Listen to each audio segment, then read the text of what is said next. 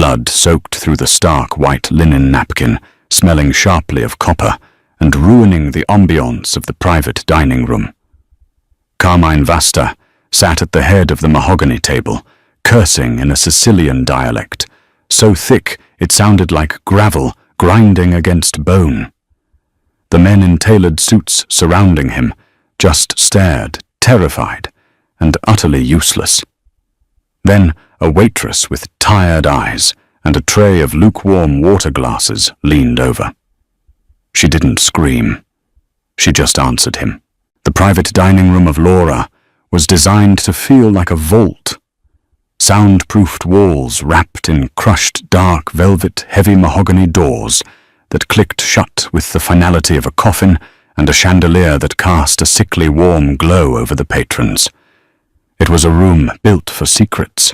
Tonight it smelled heavily of seared rosemary, expensive cologne, and the sharp, unmistakable tang of fresh blood.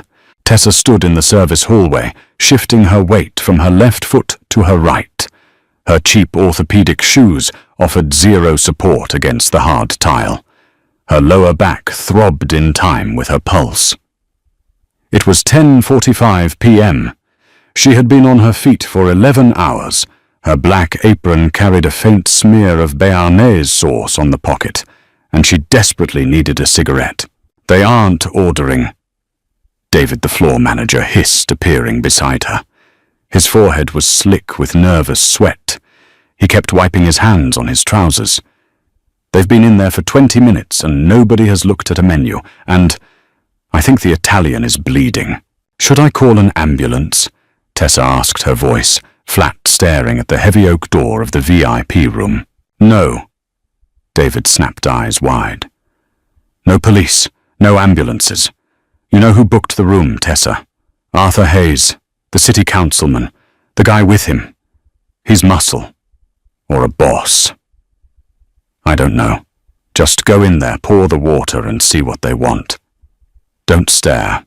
Tessa sighed, picking up the heavy silver water pitcher. The condensation made the metal slick in her grip. She didn't care about city councilmen or Italian muscle. She cared about her rent, which was due in 3 days, and the fact that she was making a miserable tipped wage while babysitting terrified politicians. She pushed the door open with her hip. The silence inside the room was heavy, suffocating. It wasn't the comfortable silence of old friends dining. It was the tense, coiled quiet of a hostage situation. 3 men sat at the long table which was set for 6. On the left was Arthur Hayes, a man whose face was plastered on billboards across the city, currently looking the color of curdled milk. Beside him sat a younger man, likely a lawyer, who was staring fixedly at his own empty bread plate. His jaw clenched so tight, a vein throbbed in his temple, and at the head of the table sat a man who did not belong in Laura. He was broad-shouldered, wearing a bespoke charcoal suit that had been meticulously ruined. The left sleeve of his jacket was torn, the fabric darkened by a spreading wet stain. He had a face carved from hard angles, a strong jaw covered in dark scruff, a broken nose that had healed slightly crooked, and eyes the color of dirty ice. Carmine Vasta. Not that Tessa knew his name. She only knew he was furious, and he was bleeding heavily into a starched white napkin pressed against his ribcage. He was breathing hard, short, sharp intakes of air through his nose. His knuckles were white where his right hand gripped the edge of the table. Tessa walked forward, the soft rubber soles of her shoes making no sound on the thick carpet. She approached Hayes first, lifting the heavy pitcher to fill his water glass. The ice clinked. The sound was deafening in the silent room. Hayes jumped, spilling a drop of water onto the tablecloth. He didn't look at her. He looked at the man at the head of the table. "Look, Mr. Vasta," Hayes said, his voice cracking slightly. He tried to project authority, but it sounded thin, reedy. "We didn't know about the ambush. I swear to God, the deal was clean on our end. You have to believe me." Carmine didn't look at him. He didn't even blink. He just stared at the wall opposite him, pressing the napkin harder against his side. A fresh drop of blood welled up, escaping the linen, and dropped onto the mahogany table with a soft pat. "If you just let me call someone." The lawyer piped up, his voice shaking. "We can get a private doctor. Discreetly. You're losing a lot of blood." Carmine slowly turned his head. The look in his eyes was so flat, so utterly devoid of warmth or hesitation, that the lawyer instantly shrank back into his chair. Then Carmine spoke. It wasn't English, and it wasn't the melodic, romanticized Italian you heard in operas or movies. It was a guttural, rapid-fire dialect. It was harsh-clipped, full of hard consonants and swallowed vowels. It sounded like a threat wrapped in barbed wire. He barked 3 sentences, his voice a low, vibrating rumble that seemed to rattle the crystal wine glasses on the table. Hayes swallowed hard. I don't understand. Do you speak English?" "You spoke English on the phone." Carmine closed his eyes, a muscle feathering in his jaw. The sheer exhaustion and pain radiating off him were palpable. He opened his eyes, glared at Hayes, and repeated the demand. Louder this time. The dialect was thicker, slurred slightly by the pain. He slammed his good hand onto the table, making the silverware jump. "Chiudite sta cazzo di porta. Portatemi alcol bende e un coltello pulito. E se uno di voi due parla ancora, vi taglio la gola." The lawyer frantically pulled out his phone, opening a translation app, his thumbs trembling over the screen. Wait, say it again. Let me record it." It was pathetic. Tessa stood halfway between the lawyer and the head of the table, the heavy water pitcher suspended in her hand. She looked at Hayes, sweating through his expensive silk tie. She looked at the lawyer holding his phone out like a shield. Then she looked at Carmine. He was losing color. The grey pallor beneath his olive skin meant the bleeding was worse than it looked. He was angry, yes, but mostly he was trapped in a room with idiots while his body failed him. Tessa recognized the dialect. It was the same rough, brutal variation of Sicilian that her grandfather used to scream at the television when the soccer matches went wrong. It was the language of cigarette smoke, stale wine, and Sunday dinners that always ended in screaming matches. She didn't make a conscious decision to get involved. She was just incredibly tired, her feet hurt, and she wanted these people out of her section so she could go home and sleep. Tessa stepped forward, moving away from the terrified politicians. She stood beside Carmine's chair. The smell of copper was overwhelming here, mixed with the faint, expensive scent of sandalwood soap. She didn't look at his face. She looked at the blood soaking the napkin. "He wants the door locked," Tessa said, her voice cutting through the panic in the room like a dull knife. It wasn't loud, but the sheer normalcy of her tone made all 3 men freeze. Hayes stared at her, his mouth hanging open. "What?" Tessa shifted the water pitcher to her other hand, rolling her aching shoulder. She finally looked down at Carmine. His pale, icy eyes were already locked onto her. He wasn't glaring anymore. He was perfectly still, watching her with the sudden, sharp intensity of a predator that just realized a new animal had entered its cage. "He said to lock the fucking door," Tessa repeated, addressing Hayes but holding Carmine's gaze. "He wants alcohol bandages and a clean knife, and he said if either of you speaks again, he'll cut your throats." The silence returned, but its texture had changed. It was no longer the silence of confusion. It was the breathless quiet of a bomb counting down. Carmine stared at her. He didn't blink. He slowly lowered the bloody napkin from his side, just a fraction. Tessa didn't flinch. She was too exhausted to be properly afraid. "We don't have bandages," she said, speaking directly to him. She didn't use English. She switched to the dialect. Her accent was rusty, blunted by years of disuse, and lacked the fluid speed of his, but the words were accurate. "Non ci sono bende qui, solo tovaglioli, e niente coltello." "There are no bandages here, only napkins, and no knife." Carmine's chest stopped moving. The lawyer let out a high-pitched, aborted breath. Carmine leaned forward, ignoring the hiss of pain that escaped his teeth. He studied her. He looked at her messy hair, pinned up haphazardly, the stain on her apron, the dark circles under her eyes. He was searching for the wire for the setup. "Cazzo sei," he rasped. "Who the fuck are you?" "Sono quella che ti porta l'acqua," Tessa replied, deadpan. "I'm the one bringing you water." A fraction of a second passed. Then the corner of Carmine's mouth twitched. It wasn't a smile. It was a dark, grim acknowledgement of the absurdity of the situation. He let out a harsh breath that might have been a laugh if it hadn't been choked by blood loss. He turned his head slowly toward Hayes and the lawyer. His English, when he finally spoke, it was heavily accented, but perfectly clear. "Out," Hayes blinked. "But Mr. Vaster, the deal—" "Get out," Carmine said, his voice dropping an octave, losing the volume but doubling the menace. "Before I bleed on your shoes. Leave the girl." The lawyer didn't need to be told twice. He practically scrambled out of his chair, grabbing his briefcase, abandoning his coat.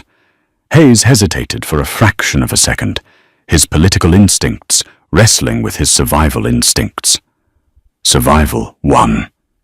He stood up, smoothing his tie with trembling hands, gave Tessa a deeply conflicted look, and hurried out the heavy mahogany door. The door clicked shut. The vault was sealed again. Tessa stood alone with a bleeding Mafia Boss. The water pitcher suddenly felt very heavy. "I'm not a nurse," she said, reverting to English. "And if you die in here, my manager is going to fire me." Carmine grunted, pressing the fresh stack of napkins she hadn't noticed she pushed toward him against his ribs. "Then you better get me the alcohol, vodka or whiskey," she asked, her tone entirely conversational, masking the heavy thump of her heart against her ribs. "Whiskey," he said, his eyes never leaving her face. "High proof, and leave the pitcher. I'm thirsty." Tessa set the pitcher down on the table. She turned her back on him, a profoundly stupid move. Her instincts screamed at her, but she did it anyway, and walked to the small service bar tucked into the corner of the private room. She found a bottle of overproof rye. It wasn't top shelf, but it would burn. She grabbed a clean linen towel from the drawer. When she walked back, Carmine had shrugged off his ruined jacket. The effort had cost him. His skin was now the color of old wax, and sweat beaded on his forehead. His white dress shirt was soaked crimson on the left side. Underneath the fabric, she could see the heavy, dark shape of a holster strapped over his shoulder. He caught her looking at it. "You don't run." He noted his voice, strained. "I have rent," Tessa said, simply setting the bottle and the towel on the table. "You run, you lose the shift. You lose the shift, you lose the apartment." He looked at her. Really looked at her for the first time. The icy eyes dragged over her face, calculating. "You speak my grandfather's tongue. Where did you learn it?" "My grandfather," she said. She reached for the bottle, unscrewed the cap, and pushed it toward him. "Are you going to pour that on it, or drink it?" "Both," Carmine said. He grabbed the neck of the bottle with his bloody hand. "Help me with the shirt. It's stuck." Tessa hesitated.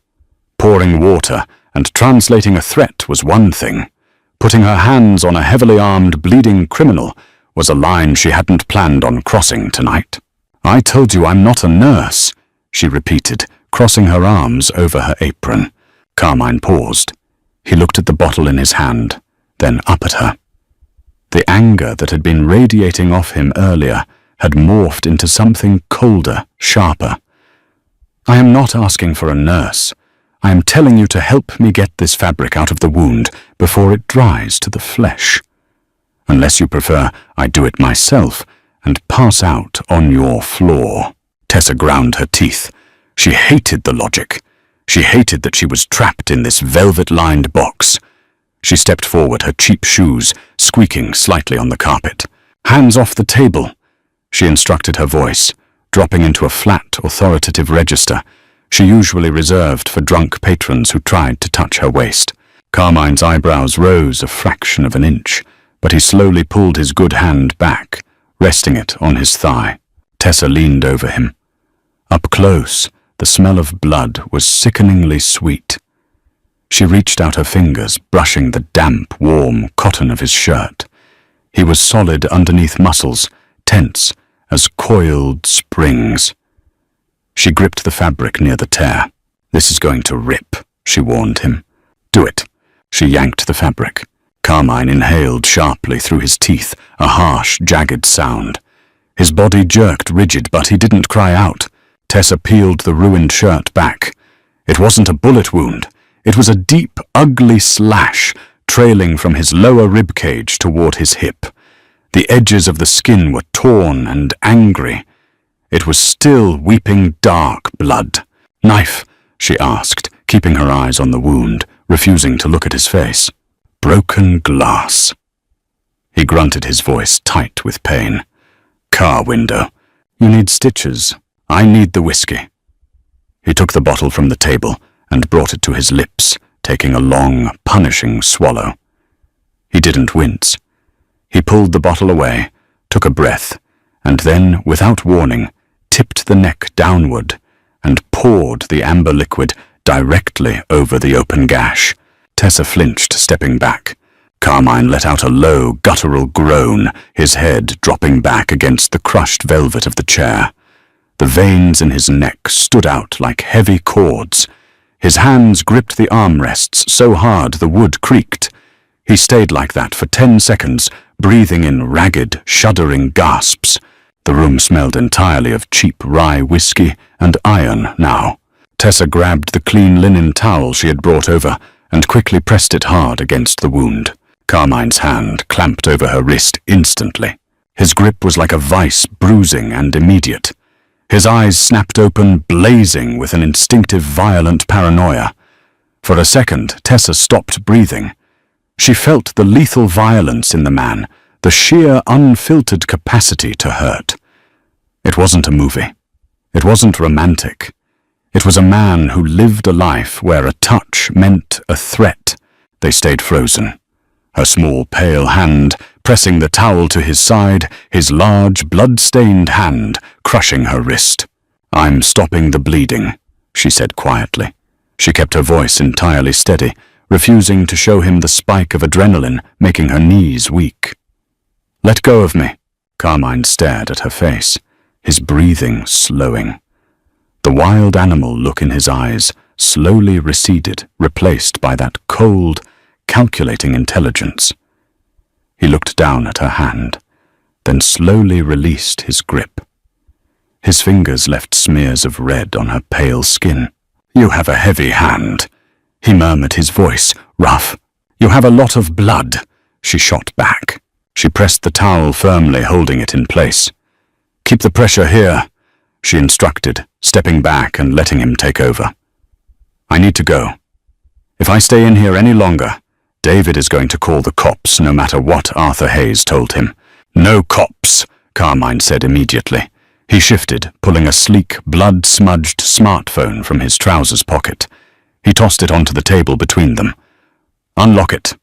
Code is 4471. Tessa stared at the phone. "Call your own people. My people are dead, or they are the ones who put me in this room." Carmine stated, his tone devoid of any emotion. It was a simple statement of fact. "There is one number I can trust. He doesn't speak English, and right now I cannot yell." Tessa looked at the door. She looked at the phone. She looked at the man bleeding out in a chair, entirely isolated in a city that wasn't his, surrounded by enemies. She recognized the loneliness in it. It was a different kind of poverty than hers, but it was just as desperate. She picked up the phone. Her bloody fingers slipped slightly on the screen. She punched in 4471. The screen unlocked. "Recent calls," Carmine said, leaning his head back again, his eyes half closed. "The name is Enzo. Call it. Put it on speaker." Tessa navigated the screen. She found the name. She pressed call and placed the phone on the table. It rang twice.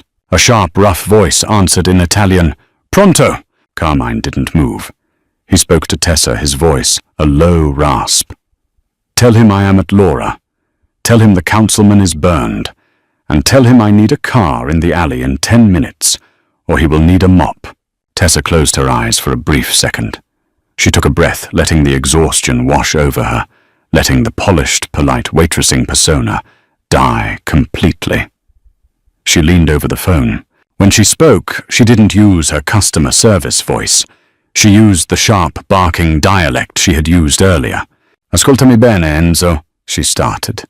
"Listen to me carefully, Enzo." Carmine Vasta opened his eyes, watching the tired waitress speak the language of his violent youth, and for the first time all night, the ghost of a real smile touched his lips. The voice on the other end of the phone exploded. Enzo did not ask questions. He unleashed a torrent of frantic, heavily accented profanity that distorted the phone's tiny speaker. Tessa didn't flinch. She just let him yell, her eyes fixed on the puddle of whiskey and blood currently ruining the mahogany table. When Enzo paused for a breath, Tessa cut in. 10 minuti. Vicolo sul retro. 10 minutes. Back alley. She ended the call and dropped the phone onto the table. It landed with a heavy plastic clatter. Carmine was looking at her. His head rested against the high back of the chair, his face entirely drained of color, but his eyes were sharp. They tracked her every movement.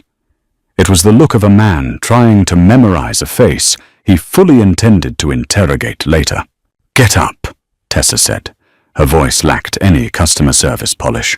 She was talking to a stray dog that had wandered into her kitchen. "If you bleed out in my section, the manager docks my pay for the ruined carpet." Carmine's jaw tightened. He gripped the armrests of the chair and pushed.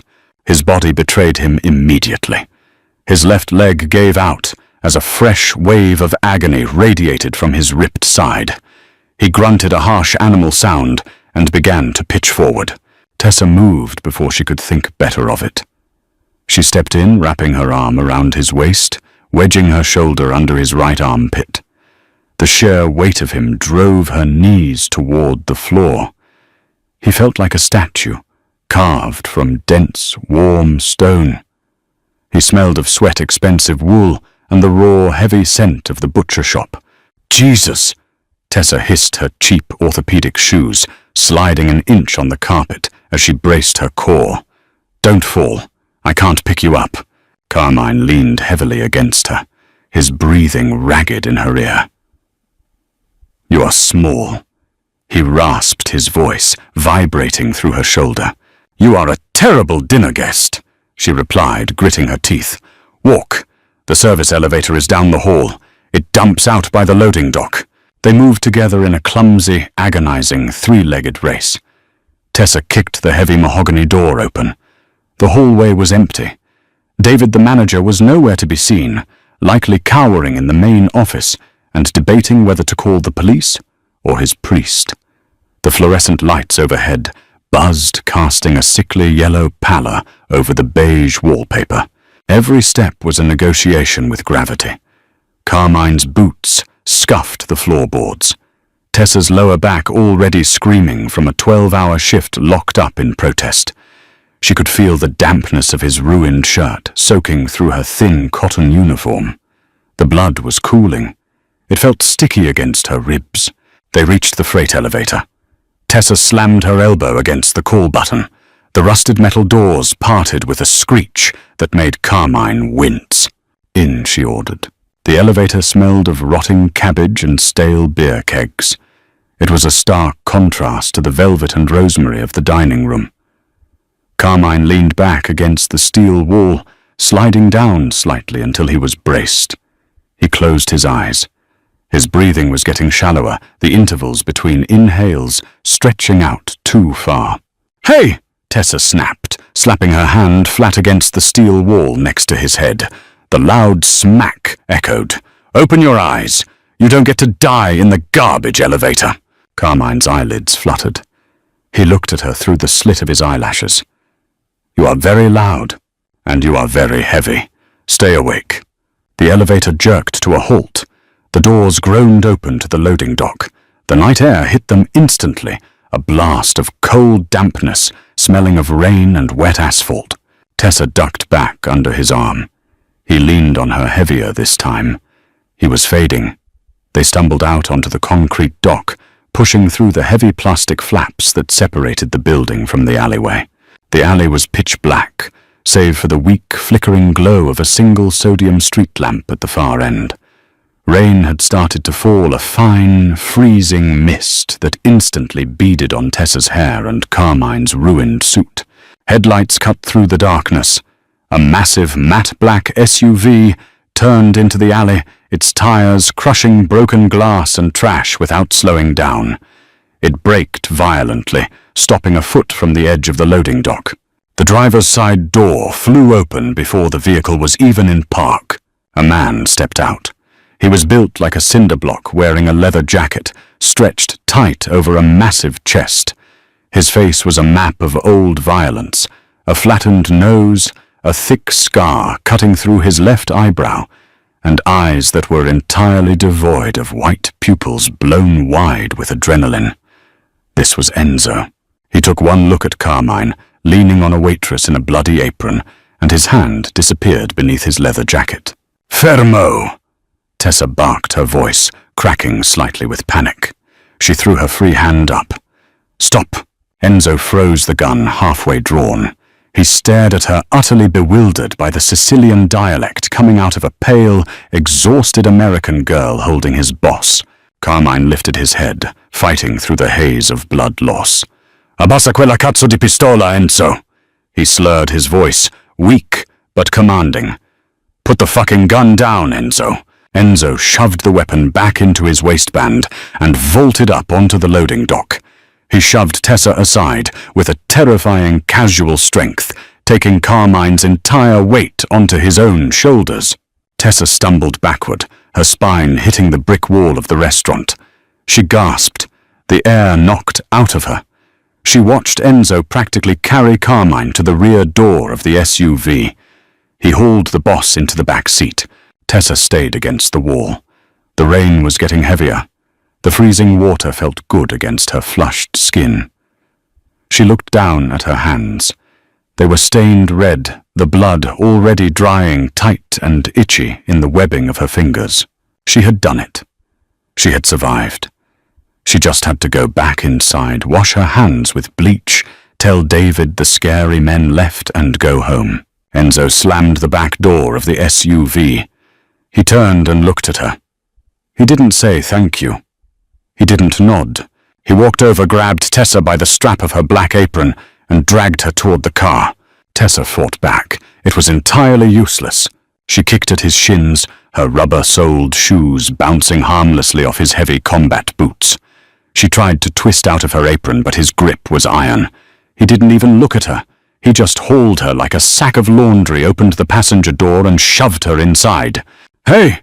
Tessa screamed, hitting her shoulder hard against the center console. The heavy door slammed shut behind her. The locks engaged with a heavy electronic thunk.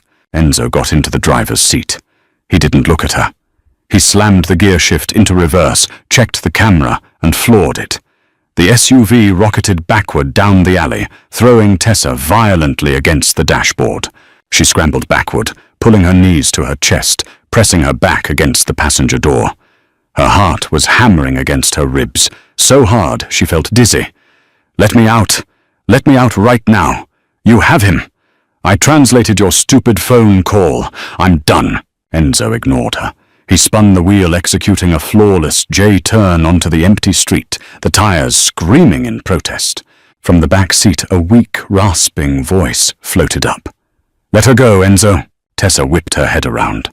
Carmine was lying flat across the leather bench, his hand still pressed to his side. His face was bathed in the passing amber glow of streetlights. He looked like a corpse. Enzo spoke in rapid-fire Italian, not bothering with the dialect. He was agitated. He kept checking the rearview mirror, his massive hands strangling the steering wheel. Carmine closed his eyes. "He says no." Carmine translated for her, his voice barely a whisper over the roar of the engine. He says I am bleeding to death. The councilman sold us to the Lupatazzi family, and you are the only one who saw Hayes leave the room. He says you are insurance. Insurance for what? Tessa yelled, her panic spiking into raw anger. I'm a waitress. I make $7 an hour plus tips. Nobody cares what I saw. Enzo cares, Carmine said simply. He didn't have the energy to argue. He coughed a wet, terrible sound and groaned, his body curling inward. Tessa stared at him. The anger evaporated, replaced by a cold, heavy dread. The interior of the car smelled strongly of new leather pine air freshener and the coppery stench of the blood soaking into the back seat. She was trapped in a metal box with a dying man and a paranoid enforcer. The drive was a blur of running red lights and sharp turns. Enzo drove with a terrifying, aggressive precision. Within 10 minutes they were out of the commercial district, crossing into a rundown industrial neighborhood near the shipyards. The SUV swerved into a dark alleyway between two abandoned warehouses and lurched to a halt in front of a rusted roll-up garage door. Enzo flashed the headlights twice. A moment later, the metal door screeched upward, revealing a hollowed-out concrete bay lit by harsh overhead halogens. Enzo drove inside, killing the engine before the garage door even finished closing behind them. He was out of the car instantly, opening the back door and dragging Carmine out. Tessa didn't wait to be dragged again.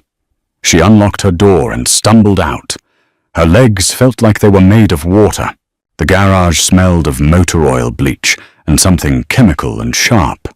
In the center of the room, sitting incongruously next to a stack of bald tires, was a pristine stainless steel table.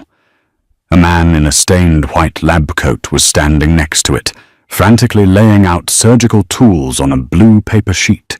He was older, heavily balding, with thick, wire-rimmed glasses and a cigarette dangling from his lower lip.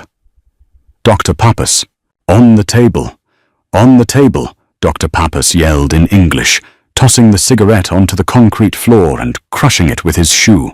Enzo heaved Carmine onto the cold steel. Carmine let out a choked scream, his back arching as the movement tore the wound wider. Pappas grabbed a pair of heavy trauma shears and began cutting away the rest of Carmine's ruined shirt. Jesus Christ, the doctor muttered, looking at the gash. Who did this, Freddy Krueger? This is torn to shit. Enzo began yelling at the doctor in Sicilian, pointing at the wound, his face flushed with panic. Pappas yelled back in English. I don't understand you, you ape! Get out of my light, I need to pack it. Enzo didn't move. He grabbed the doctor by the collar of his lab coat, raising his fist. Stop, Tessa screamed. Both men froze, looking at her. She stood by the front fender of the SUV, her hands shaking her uniform, covered in dried blood. He doesn't understand you, Tessa said, looking at Enzo. She switched to the harsh dialect, her voice trembling, but loud enough to echo off the concrete walls. Lui non capisce. È un medico. Lascialo lavorare, o il tuo capo muore. He doesn't understand. He's a doctor. Let him work, or your boss dies. Enzo glared at her, his chest heaving. Slowly he released the doctor's coat. Pappas adjusted his glasses, looking at Tessa in shock. You speak that gibberish? My grandfather, Tessa said, repeating the lie that suddenly felt like a lifeline. She walked forward, stepping into the harsh circle of halogen light. Tell me what you need him to do. I'll tell him. For the next hour, Tessa didn't think about her rent, her apartment, or the fact that she was currently an accessory to God knew what. She became a conduit. Pappas was brusque and deeply cynical. He poured industrial-grade iodine directly into the open wound. Carmine passed out from the pain within seconds, which Pappas noted was a blessing for everyone involved. The doctor worked quickly, his hand steady, despite the dirty environment. He didn't use anesthesia. He didn't have time to wait for it to take effect. He used a thick, curved needle, pulling heavy black nylon thread through Carmine's torn flesh. Tell the gorilla to hold his shoulders down. Pappas ordered, pulling a stitch tight. "If he twitches, I tear the muscle," Tessa translated. Enzo clamped his massive hands over Carmine's shoulders, pinning him to the steel table. Tessa stood inches away, watching the needle pierce the skin thread through the fat and muscle and emerge on the other side. The sound was horrifying, a wet, thick popping noise followed by the slide of the thread. She felt bile rise in her throat. She swallowed it down. The smell of iodine and raw flesh was permanently burning itself into her sinuses. 42 stitches, Pappas muttered, snipping the final thread. He threw the bloody scissors into a metal basin. He grabbed a roll of heavy gauze and began taping it tightly around Carmine's torso. He lost at least 2 pints. He needs fluids iron and a hospital he can't go to. If this gets infected, he'll be dead in 3 days. Tessa translated the grim prognosis to Enzo. The enforcer just grunted, crossing his arms over his massive chest, his eyes locked on his unconscious boss. "I'm done," Pappas said, stripping off his bloody latex gloves and throwing them in a trash can. He looked at Tessa, his eyes entirely devoid of pity. "You should run, kid. Whatever this is, you don't want the smell on you." Tessa looked down at her hands. The smell was already there. Carmine woke up 3 hours later. The garage was silent, save for the hum of a space heater Enzo had plugged into the wall. Outside, the rain was coming down, in heavy sheets, drumming against the metal roof. Tessa sat on an overturned milk crate near the front bumper of the SUV. She was staring at a crack in the concrete floor, tracing it with her eyes. She felt entirely hollowed out. The adrenaline had crashed an hour ago, leaving behind a bone-deep exhaustion that made her teeth ache. A groan echoed from the steel table. Enzo, who had been standing guard by the door, was by Carmine's side in a fraction of a second. He spoke softly in Italian, helping his boss sit up. Carmine looked terrible. His skin was the color of skim milk, and dark, bruised circles hollowed out his eyes. His chest was tightly wrapped in stark white gauze, stark against his olive skin. He leaned heavily against Enzo, his eyes darting around the garage, registering the environment. Then he saw her. Tessa didn't look away. She just stared at him, from her milk crate, too tired to pretend she wasn't terrified, too angry to look submissive. Carmine tapped Enzo's arm, murmuring something. Enzo frowned, glaring at Tessa, but he stepped back, giving his boss space. Carmine slid his legs off the side of the metal table. His bare feet dangled above the concrete. He braced his hands on the edge of the table, his knuckles turning white as he fought through the pain of sitting upright. "You are still here," Carmine said. His English was gravelly, his throat dry. "Your pet gorilla locked the doors," Tessa replied flatly. "And I don't know where I am." Carmine looked at Enzo, then back at her. "He is paranoid. It keeps me alive. Today you kept me alive." I translated, she corrected her voice, entirely devoid of warmth. "And I ruined my uniform, and I definitely lost my job. So we aren't even. You kidnapped me." Carmine let out a short, breathy laugh that ended in a wince. He pressed a hand over the thick gauze. "You have a very strange sense of self-preservation, Tessa." She froze. "I didn't tell you my name. I read it on your name tag before Enzo threw you in the car," he said, tapping his own chest. He gestured to Enzo. The enforcer reached into his leather jacket, pulled out a thick, heavy envelope, and handed it to Carmine. Carmine held it out toward her. "Come here." Tessa didn't move. She looked at the envelope. It was thick. It looked like the kind of envelope that held enough money to make a person disappear, or enough money to buy silence. "I don't want your money." She lied. Her rent was due in 3 days. Her checking account had $14 in it. She wanted the money so badly, her hands physically twitched.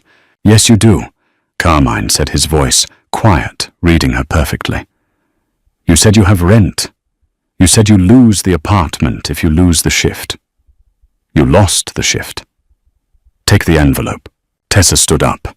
Her legs were stiff. She walked slowly toward the metal table, stopping just out of arm's reach. She looked at Carmine. Stripped of the bespoke suit, covered in bandages and bruises, he didn't look like a mob boss. He looked like a man who had survived a car crash, but his eyes ruined the illusion. They were ancient cold and entirely calculating. "If I take this," Tessa said, her voice dropping to a whisper, "it means I work for you." Carmine's eyes narrowed slightly. He appreciated the intelligence. He didn't deny it. "If you don't take it, Enzo will wonder why you are willing to walk away empty-handed after seeing my face and hearing the name of the man who set me up." It was a trap. If she refused the money, she was a liability, a wild card who might go to the police. If she took the money, she was an accomplice, a paid employee of the Vasta family. She was bought and paid for. Tessa looked at Enzo, who was watching her with dead, unblinking eyes. She looked back at Carmine. She reached out and snatched the envelope from his hand. It was heavier than she expected. "Good girl," Carmine murmured. "Don't," Tessa snapped, stepping back. "I'm not a dog, and I'm not in your crew. I'm going home. I'm taking a shower. And if I ever see you in my restaurant again, I'm poisoning your soup." Carmine's mouth twitched into a genuine dark smile. It transformed his face, making him look younger, entirely lethal, and frighteningly charismatic. "I don't eat soup, Tessa. Enzo will drive you home." The ride back to her apartment was silent. Enzo didn't try to lock the doors this time. He pulled the SUV up to the curb outside her dilapidated brick building in the South End. It was 4 a.m. Tessa opened the door. The freezing rain hit her face. Before she stepped out, Enzo rolled down his window. He didn't look at her, staring straight ahead at the wet street. "Il capo non dimentica un debito di sangue," he grunted in his heavy dialect. "The boss does not forget a blood debt." Tessa slammed the door shut. She walked up the 3 flights of stairs to her apartment, her legs burning. She unlocked her door, the deadbolt sticking the way it always did. The apartment smelled of cheap lavender air freshener and old pipes. It was tiny cold and entirely hers. She walked straight to the kitchen counter and ripped the envelope open. Stacks of crisp $100 bills fell onto the cheap formica. It was easily $10,000, more money than she made in 6 months. Tessa stared at the money. She didn't feel relief. She felt a cold, heavy stone settle in the pit of her stomach. She walked to the tiny bathroom, turned on the sink, and shoved her hands under the scalding water. She grabbed a bar of cheap soap and began to scrub. The water turned a faint, rusty pink as the dried blood flaked off her skin and swirled down the drain. She scrubbed until her knuckles were raw and red. She scrubbed until the water ran clear. But when she lifted her hands to her face, she could still smell the iron. The $10,000 sat in a shoebox under Tessa's bed for 3 days, radiating a heavy, invisible heat. She didn't touch it.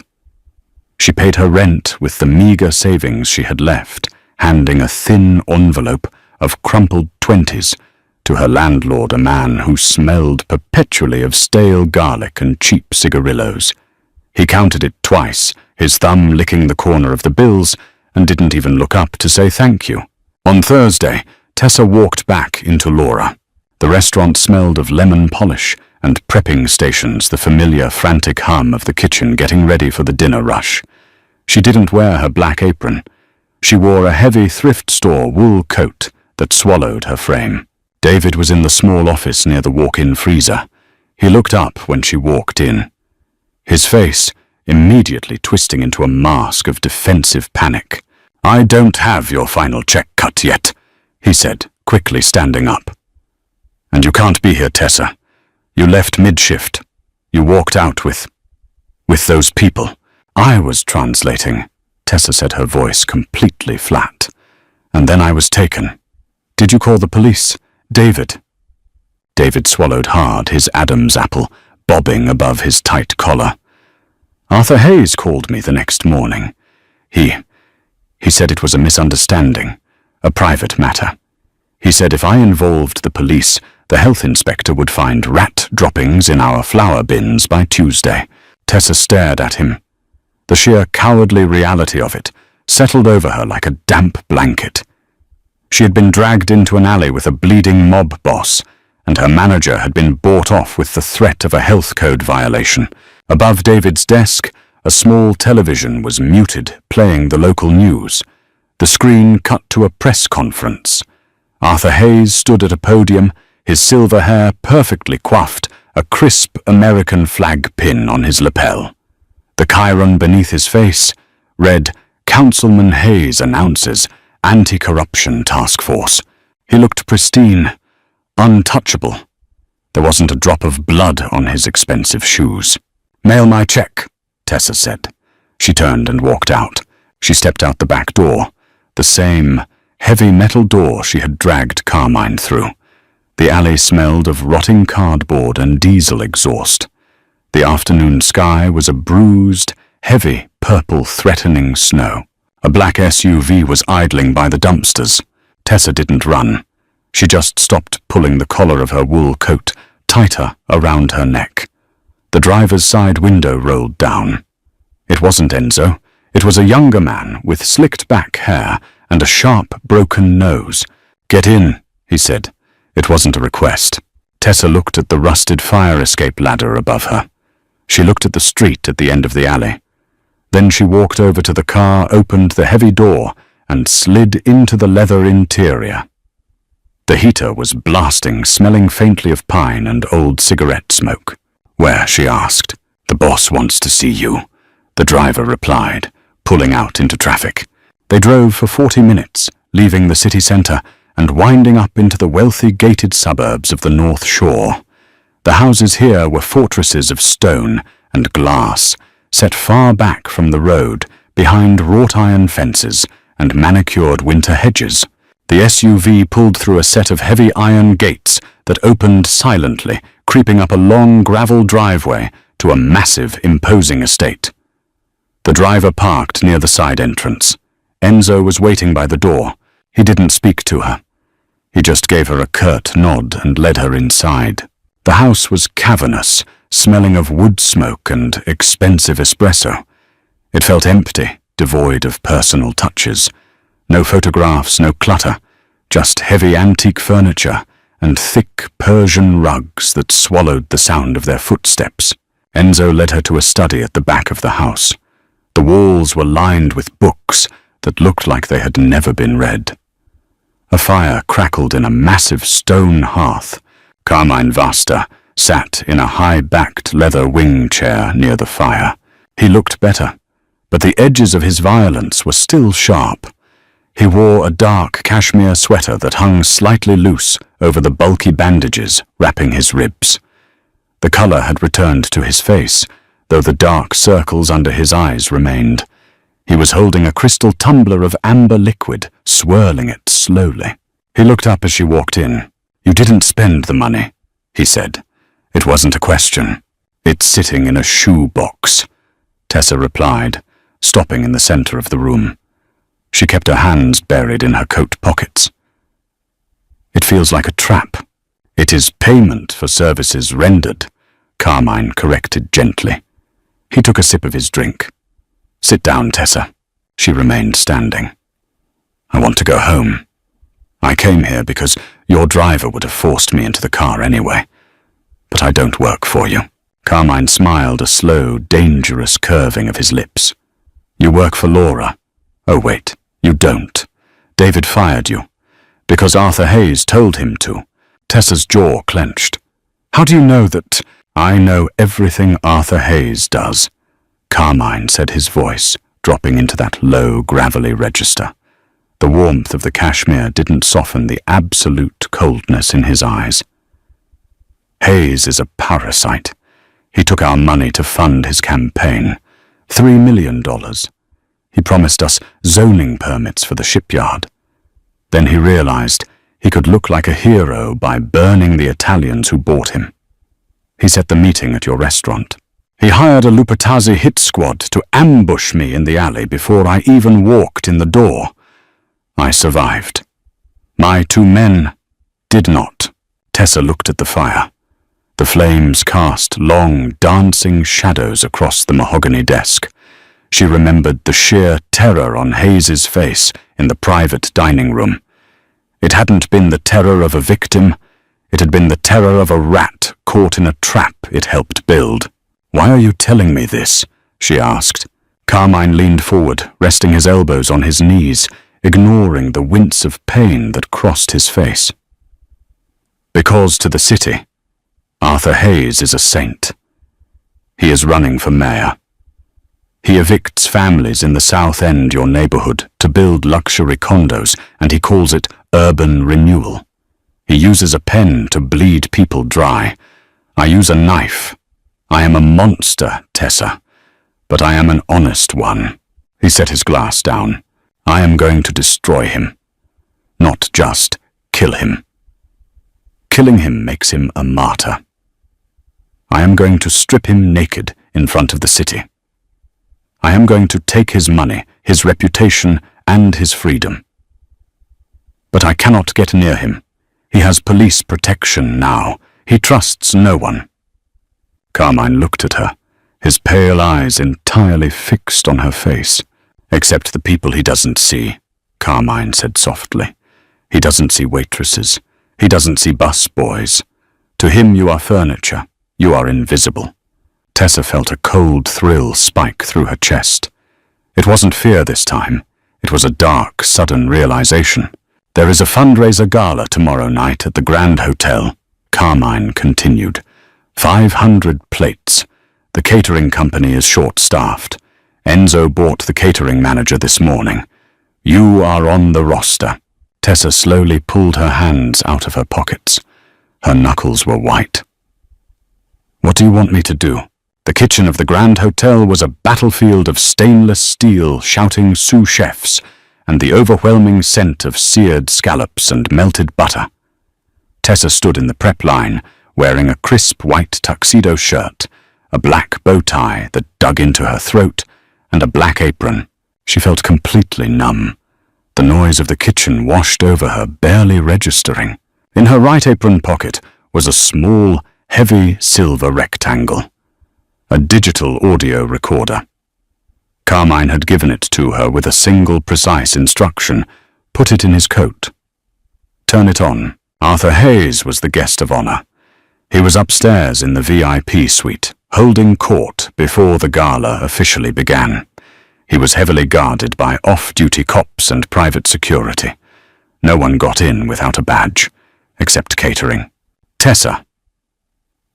The catering manager, a red-faced woman named Brenda, snapped her fingers in front of Tessa's face. "Wake Up Table 4 needs the champagne restocked, and the VIP room needs their hors d'oeuvres refreshed.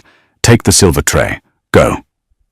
Tessa grabbed the massive silver tray loaded with caviar blinis and truffle tartlets. The metal was cold against her palms. She walked out of the kitchen, navigating the labyrinthine back hallways of the hotel. The bass from the ballroom string quartet thumped faintly through the walls. She reached the heavy oak doors of the VIP suite. Two men in dark suits with earpieces stood flanking the entrance. Tessa didn't hesitate. She didn't look them in the eye. She looked slightly downward, hunching her shoulders a fraction of an inch, adopting the universal posture of the overworked, invisible service worker. "Catering," she mumbled. The guards barely glanced at her. One of them pushed the door open. Tessa walked in. The suite smelled of expensive cigars, gin, and arrogance. There were a dozen men in the room, all wearing tuxedos that cost more than Tessa made in a year. Arthur Hayes stood by the floor-to-ceiling window, a tumbler of gin in his hand, laughing loudly at a joke someone had just told. He looked flushed, confident. He looked like a man who had entirely forgotten the blood on the floor of Laura. Tessa moved through the room with practiced efficiency. She didn't interrupt. She glided.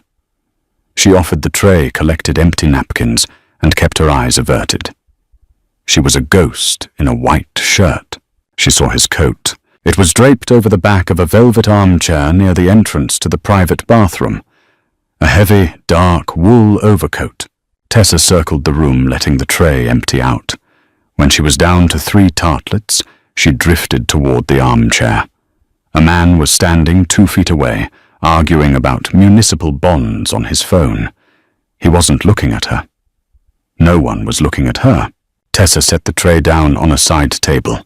Her heart was hammering a frantic rhythm against her ribs, deafening in her own ears. Her hands were sweating. She reached into her apron pocket. Her fingers closed around the cold metal of the recorder. She flicked the tiny switch on the side. A microscopic green light blinked to life. With one fluid motion, she picked up an empty highball glass from the side table with her left hand and slipped her right hand into the deep pocket of Hayes's overcoat, dropping the recorder inside. She pulled her hand out, grabbed her tray and turned. "Hey, waitress!" The voice cut through the murmur of the room like a gunshot. Tessa froze. She slowly turned around. Arthur Hayes was looking right at her. He had walked away from the window and was pointing his empty gin glass at her. He swayed slightly. He was already drunk. He squinted, his brow furrowing. A flash of recognition, ugly and sudden, sparked in his eyes. "You," Hayes said, his voice dropping the jovial politician tone and taking on a sharp, dangerous edge. He took a step toward her.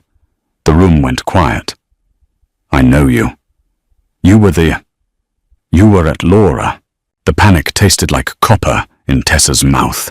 She gripped the edges of the silver tray so hard her joints popped.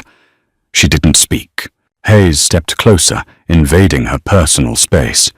He smelled of juniper berries and stale sweat. He looked down at her, his eyes cold and calculating. "What are you doing here?" Tessa forced her jaw to unclench. She looked up, making direct eye contact with the man who had ordered her manager to cover up a murder scene. She channeled every ounce of exhaustion, every unpaid bill, every demeaning customer she had ever served, and let it harden her face. "I work for the catering company, councilman." Tessa said, her voice steady, projecting just enough for the surrounding men to hear. "I work 3 jobs to pay rent in the district you're tearing down. Do you need a refill on your gin, or should I leave?" The men around them chuckled uncomfortably. A politician bullying a waitress in public was bad optics. Hayes's face flushed a deep, angry red. He realized he couldn't push it. Not here. Not with an audience. He glared at her, a silent promise of violence in his eyes, and shoved his empty glass onto her tray. "Get out!" he hissed so low, only she could hear it. Tessa turned and walked out of the room, her spine rigid. When the heavy doors clicked shut behind her, she leaned against the hallway wall, gasping for air, her legs shaking violently. But she had done it. The green light was in the pocket. 10 minutes later, the sting was pulled. Carmine hadn't just given her a recorder. He had given her a transmitter.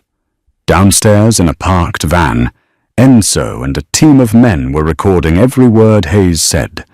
And Hayes, feeling untouchable drunk and surrounded by his cronies, began to talk. He bragged about the Lupatazzi deal. He bragged about the zoning permits he was selling to the highest bidder. He bragged about how easy it was to wash Italian money through his campaign fund. It was a total catastrophic confession. But Carmine wasn't going to the police. The police worked for Hayes. Instead, at exactly 9 p.m., when Hayes took the stage in the grand ballroom to give his keynote speech on integrity and city values, the audio feed from the VIP room was hijacked. Tessa stood in the shadows of the kitchen doors, watching. Hayes leaned into the microphone, smiling his blinding, polished smile. "We must root out the rot in our city. We must stand for—" The microphone squealed, and then Hayes's own voice echoed through the massive ballroom speakers. Not the polished politician, but the drunk, arrogant man in the VIP suite. "The Italians are stupid.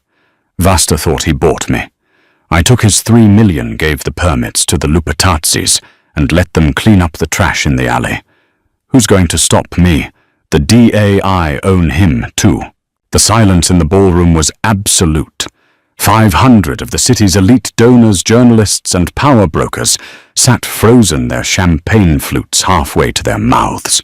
Hayes stood at the podium, the color draining from his face so fast he looked like a corpse.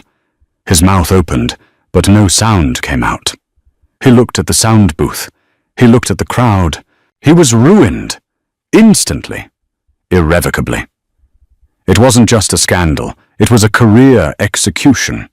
The donors were already standing up, pulling out their phones, backing away from the tables, like Hayes was suddenly radioactive. The journalists were running for the exits to make calls. Tessa watched him crumble. The man who had terrified her, who had treated her like garbage, was currently gripping the edges of the podium to keep from collapsing. She didn't feel heroic. She didn't feel a triumphant rush. She just felt a profound, heavy satisfaction. The universe rarely balanced its scales, but tonight she had placed the weight on the other side. Tessa walked out the back entrance of the Grand Hotel an hour later. The chaos inside was absolute. Police sirens were wailing in the distance. Federal agents were likely already pulling Hayes's financial records. The winter air was biting snow beginning to fall in fat, heavy flakes, dusting the concrete alleyway in white. The black SUV was waiting. Enzo stood by the rear door. This time he opened it for her and stepped back, offering a short, stiff nod of actual respect. Tessa slid inside. Carmine was sitting in the darkness, the faint glow of the streetlights catching the sharp angles of his face. He looked exhausted, but the tension that had been radiating off him for days was gone. He looked like a man who had just finished a very long, very bloody war. He looked at Tessa as she sat down, pulling her cheap wool coat around herself. "It is done," Carmine said quietly. The audio was sent to the feds, the local papers, and the Lupatazzi family. Hayes will spend the rest of his life in federal prison, assuming the Lupatazzis don't reach him first. Tessa nodded. She stared at her hands in her lap. The knuckles were red from washing dishes earlier in the shift. "You didn't flinch," Carmine noted, his voice carrying a trace of genuine wonder. "When he recognized you in the room, you stared him down." "I was terrified," Tessa admitted, her voice hoarse. "But I realized something. He was more afraid of losing his power than I was of losing my life. That makes him weak." Carmine smiled in the darkness. It was a sad, knowing smile. "It does. Power built on lies is glass. Power built on blood is iron." He reached into his jacket pocket and pulled out a small, heavy object. He handed it to her. It was a key, a heavy brass key with a tag attached. "What is this?" Tessa asked, staring at it. "The deed to a brownstone in the North End," Carmine said smoothly. "Paid in full under a trust in your name. There is a restaurant space on the ground floor. The kitchen is fully equipped. You will never wait at tables for a coward like David again. You will own the floor." Tessa's breath hitched in her throat. She looked from the key to Carmine's cold, beautiful, ruined face. It was an impossible gift. It was a fortune. "I told you," she whispered, her voice trembling slightly. "I don't work for you. I won't wash your money. I won't be owned." "You are not owned," Carmine said, his tone turning fiercely serious. He leaned closer, the scent of espresso and faint iodine washing over her. "Enzo said it to you that night in the alley. Un debito di sangue. A blood debt. You saved my life. I destroy the man who ruined yours, and I give you the means to build your own empire. That is how the scales are balanced. After tonight you will never see me again. You are out." Tessa looked down at the brass key resting in her palm. The metal was warm from his pocket. She looked up at him. She didn't say thank you. She knew he didn't want gratitude. He wanted the ledger closed. "Goodbye, Carmine," she said softly. Carmine Vasta looked at the tired, fiercely resilient waitress who had saved him in a velvet room. He offered a slow nod. "Addio, Tessa," he murmured, in the harsh, beautiful dialect of his grandfather. Goodbye, Tessa. Tessa stepped out into the falling snow. She didn't look back as the black SUV pulled away, disappearing into the dark city streets, leaving her standing in the cold, holding the key to her own kingdom. Thank you for sticking with this intense, gritty mafia drama all the way to the end. If you loved Tessa's incredible transformation and this grounded take on revenge, please hit that like button right now to show your support. Share this video with fellow story lovers who crave raw, suspenseful fiction, and if you haven't already, subscribe and ring that notification bell so you never miss our next multi-part saga. We have more dark, thrilling stories coming soon. Drop a comment below with your favorite moment from the story. See you next time.